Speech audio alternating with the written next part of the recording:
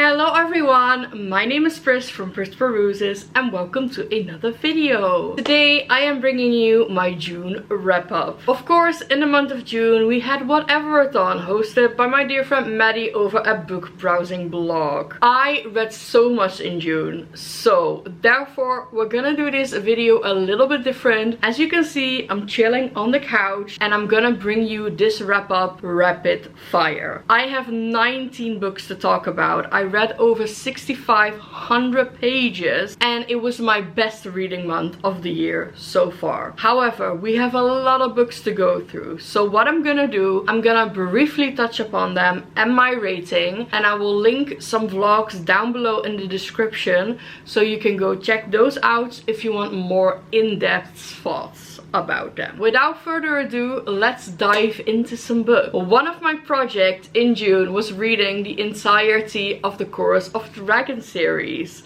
I read Rune of Kings in April, at the back end of April, and the rest of the series I read in June. So we have The Name of All Things, The Memory of Souls, The House of Always, and The Discord of Gods.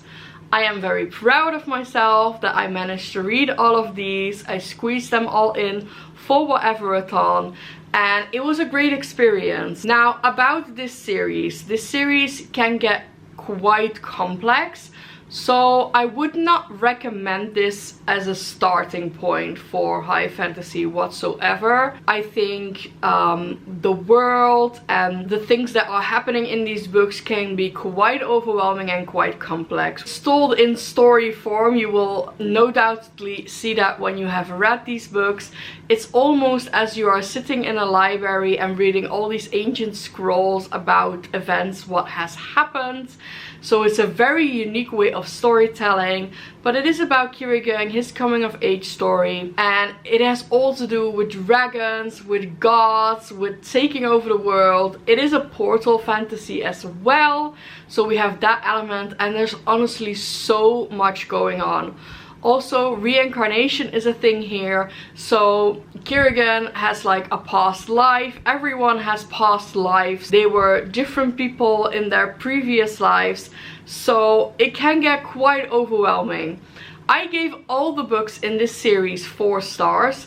I was hoping that this would become a new favorite. It didn't. So that was a little bit disappointing. However, I would still recommend the books wholeheartedly because they are fantastic books and it's one of the most unique fantasy series I've ever read. I do recommend them. However, the reading experience made it that I couldn't give this quite 5 stars because it needed to be really present whilst reading this. Highly recommend the audiobook. So yeah, the entire series got 4 stars. I think my favorite was The House of Always, the 4th book in the series, but nonetheless a very solid high fantasy series that I would definitely recommend. Then I had my Bear and Wolf read-a-thon together with Sasha from the Wild Sasha that I did for my Patreon, and for that weekend I reread The Girl Who Speaks Bear by Sophie Anderson.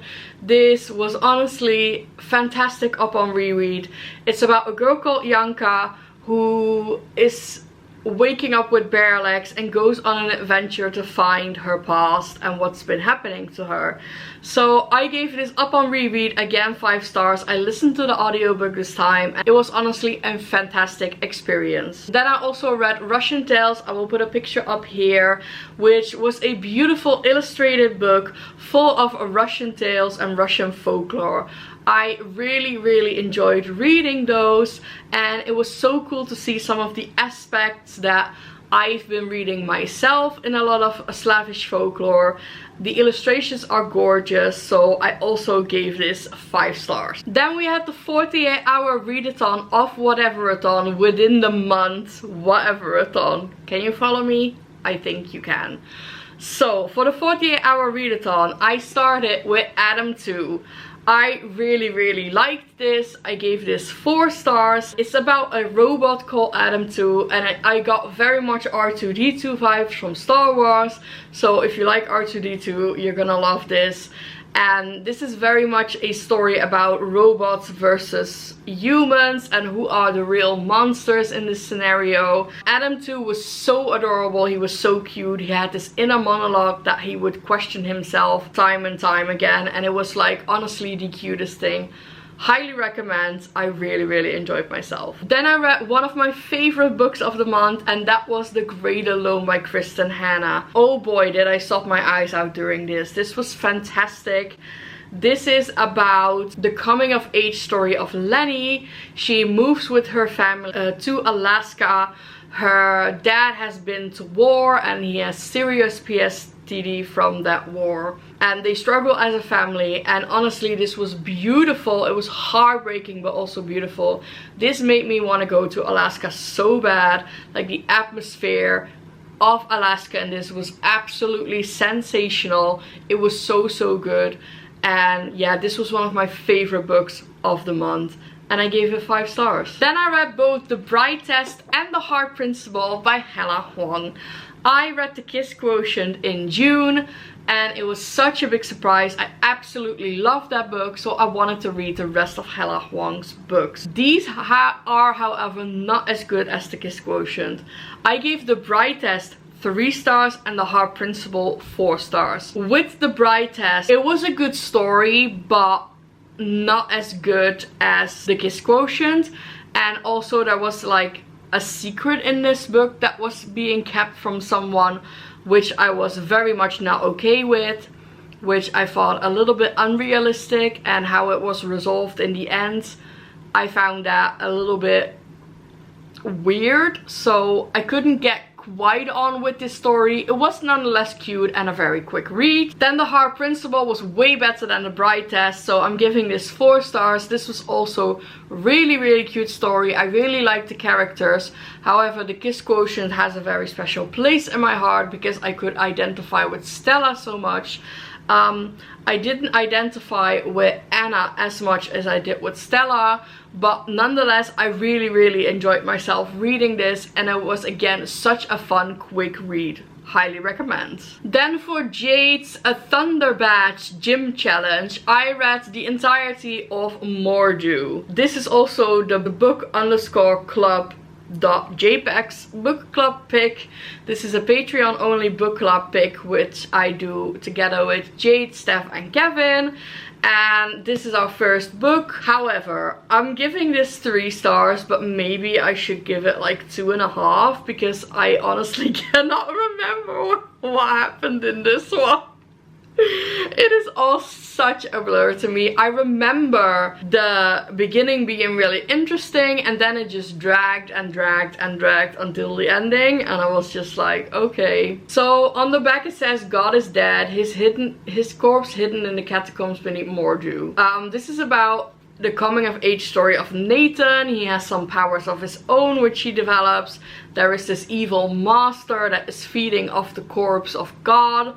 It's all very eerie. The atmosphere in this was really good. It was a very dark and eerie atmosphere. But if you're gonna ask me what happened between pages 200 and 400, I would not know. I've forgotten everything about this. But yeah, I think upon reflection now, probably a 2 star. But yeah, I just couldn't really get on with this. I'm not gonna continue the series, so this was a little bit of a miss for me. Next up we have City of Bones by Cassandra Clare. I read this for the very first time. Yes, I am no longer a Cassandra Clare virgin. Can you believe that? I am reading this for my own shadow along, which I'm doing with my Patreons. We're reading a book a month in the Shadowhunter World series.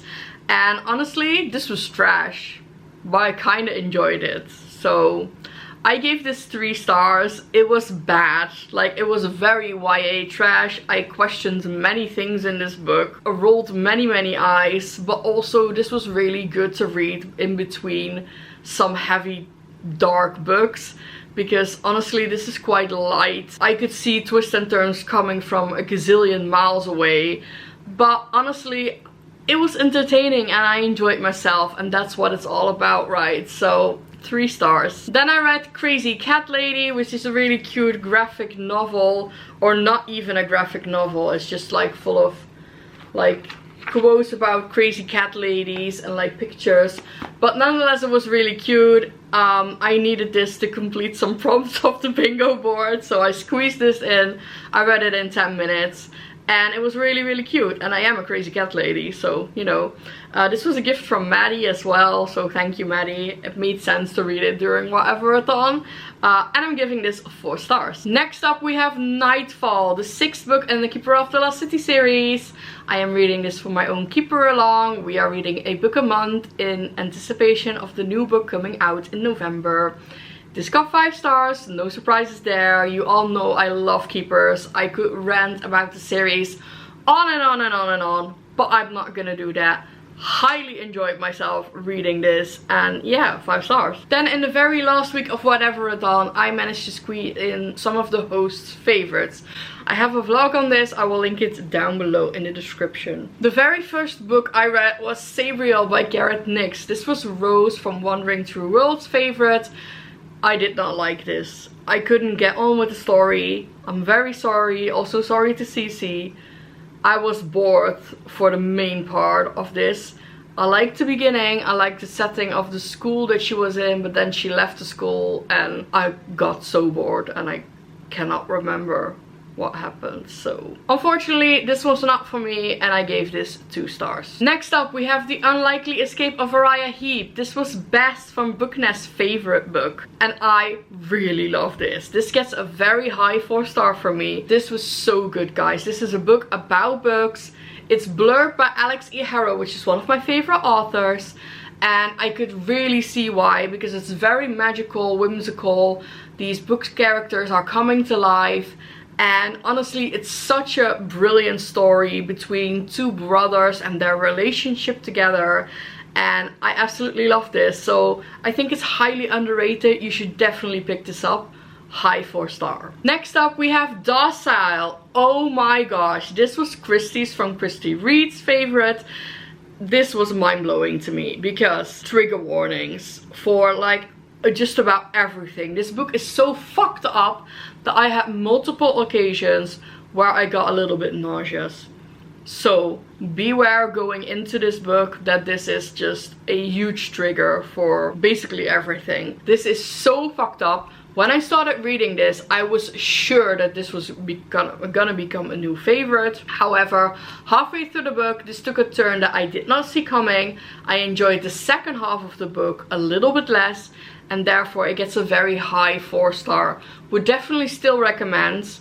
It was one of my favorite books that I read this month still, but it just didn't get that 5 star. Honestly, this book is so fucked up, so if you like that in books, you should definitely read this. Then we have my absolute favorite book of the month, which was Hex. I'm putting a picture up here because I cannot find my copy. Or I could find my copy if I would stand up, but I'm very lazy today, so I'm not gonna do that and change the angle. So I'm just gonna sit here, put a picture here, and talk about Hex. Hex was amazing. It was India's favorite from What India Read, and honestly, chef's kiss. This book was so good. It's only 100 pages. You can read it within an hour. It's about witch trials, and honestly, I started crying at chapter 2 and I cried the entire time.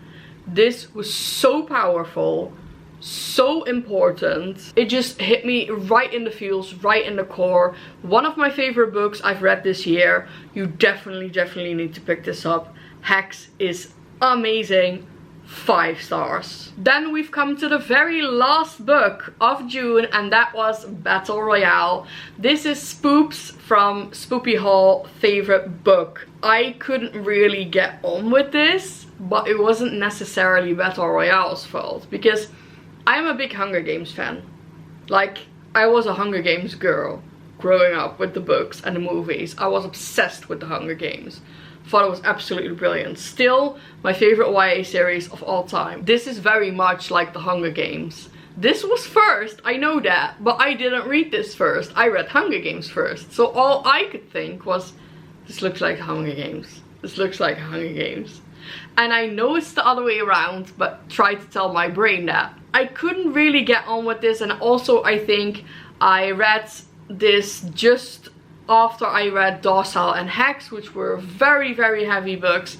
Then I read this, which had a lot of gore in it and a lot of violence, and I was just in an emotional state where I was like, I am done. I am done with all the gore and the violence and the trigger warnings. I cannot cope anymore. So maybe I read this at the wrong time. I think I might reread this at some point and maybe give it a more of a chance. It ended up as a 3-star, so by no means bad at all, and I'm glad I read it, but yeah, just not really that fantastic for me. That was it. Those were all the books that I read in June. Oh my gosh, so many books. I cannot even, wow. It was a fantastic, fantastic reading month. Yeah, let me know if you have read any of these books. What are your thoughts about them? What was your favorite book that you read in June? And let me know down below in the comments. I would love, love, love to know. If you have enjoyed this video, please give it a big thumbs up. Subscribe to my channel if you haven't already. I am gonna leave you for now, but I will hopefully be back with another video. Bye!